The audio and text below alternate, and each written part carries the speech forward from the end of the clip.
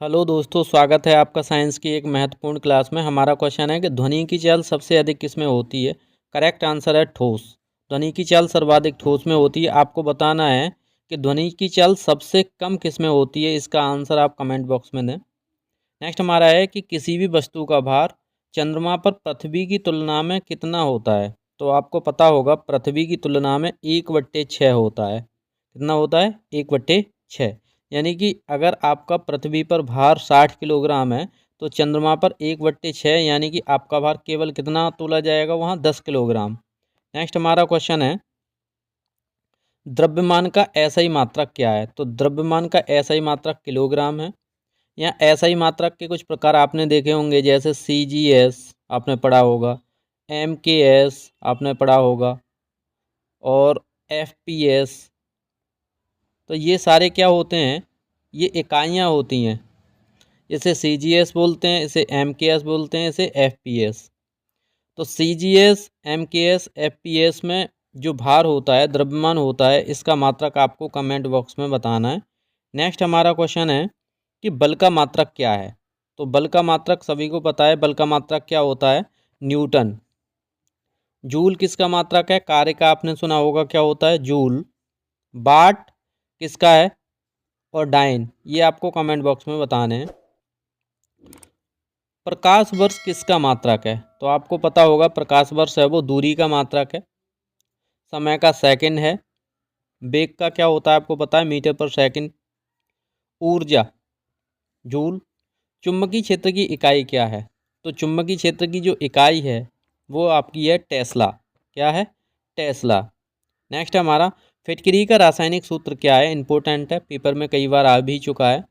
फिटकरी का सूत्र होता है K2SO4 Al2SO4 का होल थ्राइस 24H2O। ये फिटकरी का सूत्र है, आपको याद रखना है।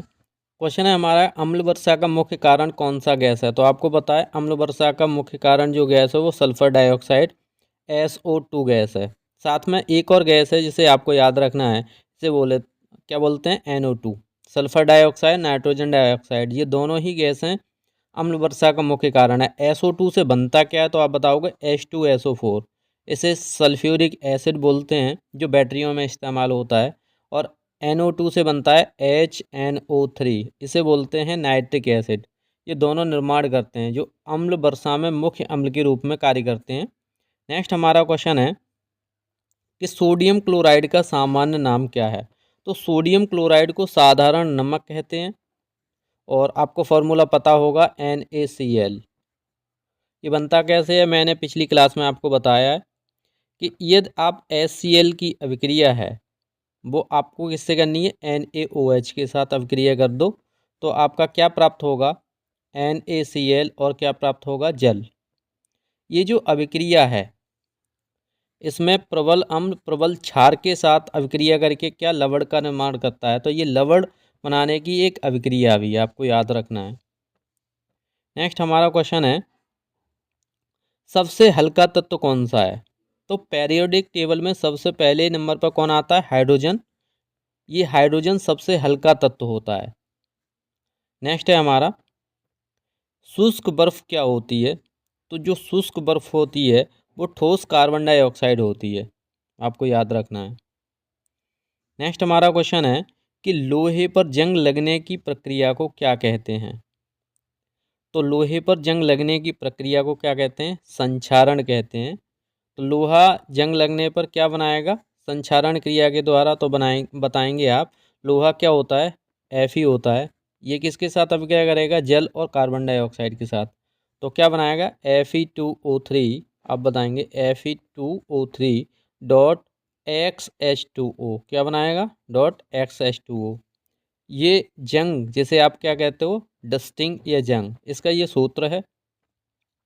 नेक्स्ट हमारा क्वेश्चन है आवर्त सारणी में कुल कितने समूह हैं।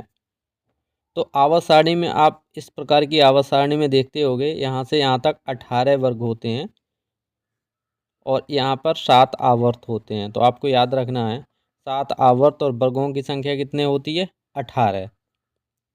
जो 18वां वर्ग है इसे हम अक्रिय गैसें या शून्य गैसें भी कहते हैं, आपको याद रखना है।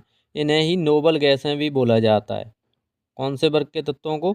18वें वर्ग के तत्वों को। नेक्स्ट हमारा क्वेश्चन है कि मानव शरीर में रक्त का शुद्ध करने वाला अंग कौन सा है। तो सभी को पता है कि रक्त का जो शुद्धिकरण है वो गुर्दे के द्वारा होता है, जिसे किडनी कहते हैं। और किडनी की जो इकाई होती है उसे नेफ्रॉन कहते हैं, आपको याद रखना। क्या कहते हैं उसको? नेफ्रॉन। नेक्स्ट हमारा क्वेश्चन है कि मानव लार का पीएच मान कितना होता है।